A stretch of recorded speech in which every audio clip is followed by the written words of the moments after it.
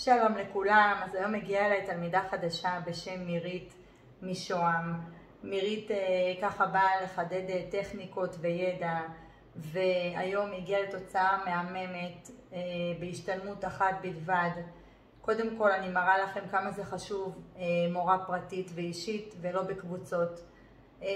מירית היום הגיעה לתוצאות מהממות, תכף אנחנו נראה לכם את הסרטון, את הקליפ שאני אערוך לה בעזרת השם. עכשיו רק סיימנו את השיעור, ואני רוצה להגיד כמה אני גאה בה וכמה אני באמת מעריכה את הכוח רצון, כמה זה חשוב להאמין בדרך שלך ולדעת שאת לא מוותרת, כמה שאת חושבת שלא תצליחי וזה לא נכון, לא להסתכל על אחרות, פשוט תדבקי בדרך שלך, וזה מה שאני אומרת תמיד בכל סרטונים שלי. אני קצת חופרת, אבל באמת שזה חשוב להיות נחושה בדרך שלך ולא להסתכל על זאת ועל השנייה, כי כל אחת יש לה את האיכות שלה, ואני ממש גאה בך, שיהיה לך באמת פרנסה בשפע, ועוד מעט אני אביא לך גם תעודה בעזרת השם. ואני רוצה להגיד לך שקודם כל תודה רבה שבחרת בי ובאת אליי, וזה לא מובן מאליו. וזהו, שיהיה לך בהצלחה, והיה לי מאוד כיף לתת לך ידע וטכניקות.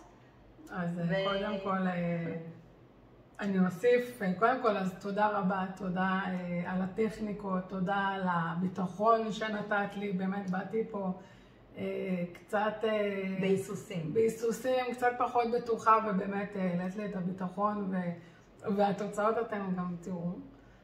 אז באמת תודה לך על יחס מקצועי ועל דרך באמת מהממת.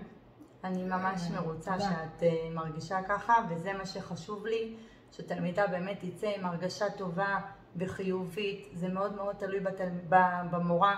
תמיד אני אומרת ש90% מההצלחה של התלמידה זה נמצא במורה. היא היתד, היא המורה דרך, והיא באמת מקנה את הביטחון ואת הערכה העצמית של התלמידה.